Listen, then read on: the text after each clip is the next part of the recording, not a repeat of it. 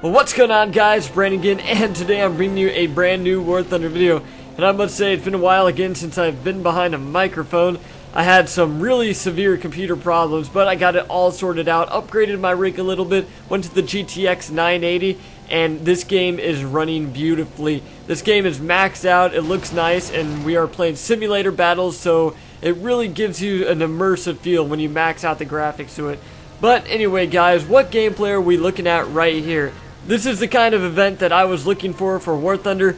It's the just hardcore simulator feel. They remove markers and everything like that, so everything is just based off of visuals. And I love that. This is the way that War Thunder was meant to be played. This is the War Thunder that I signed up for originally. You know, realistic used to be kind of realistic, but then it just kind of turned into arcadey realisticness. But this right here, this is how War Thunder should be played, and I absolutely love it.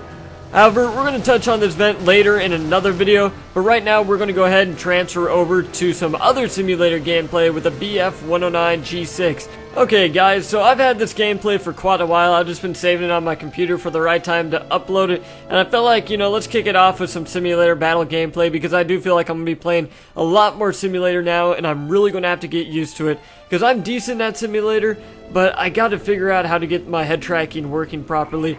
Right now I'm just using free track no IR, and all it does is just track your face. It's not like the top of the line stuff, where you hook it to your headset and it tracks the lights. It's not like that. All it does is it just tracks your face, and it's very useful, don't get me wrong, but there's a lot better high quality stuff out there to use to give you the full immersive experience.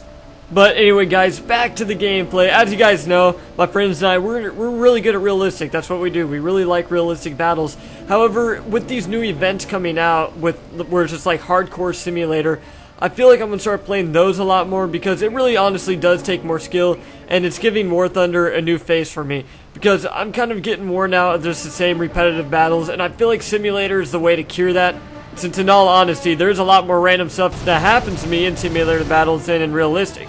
But right here, you guys, you'll see me chasing down a P-51 Mustang, and as you guys know, I absolutely love flying the Americans. However, in simulator battles, Germans is where it's at for me. I love the knockdown power of the 20 and 30 millimeter cannons, and the 50 cals, they just honestly really don't cut it for me.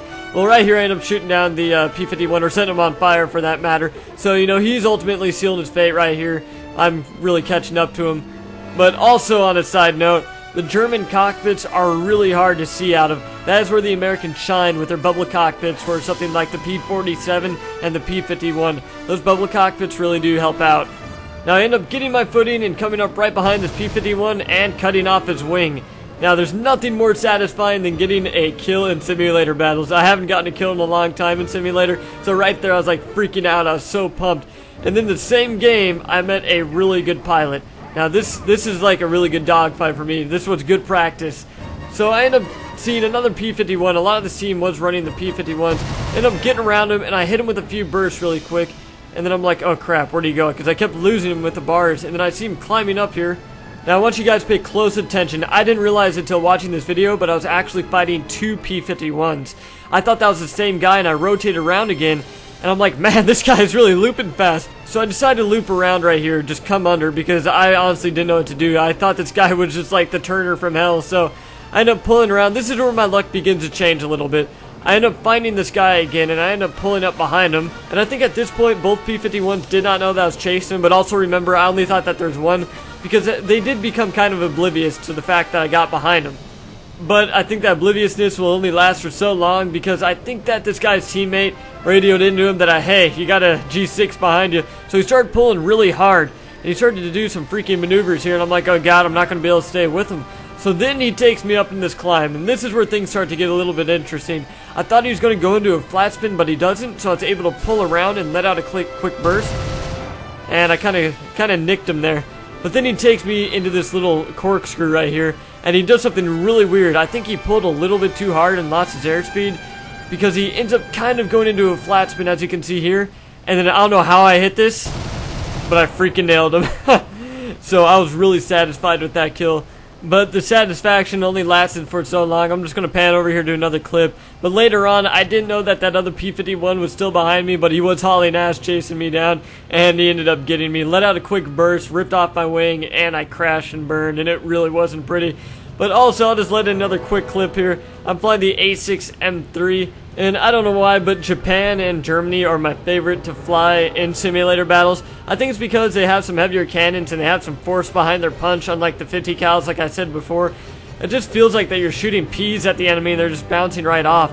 I don't know why, that's just me. In realistic, I do like flying out the Americans for their 50 cals, but in simulator, I'm going to take the Japanese over them any day.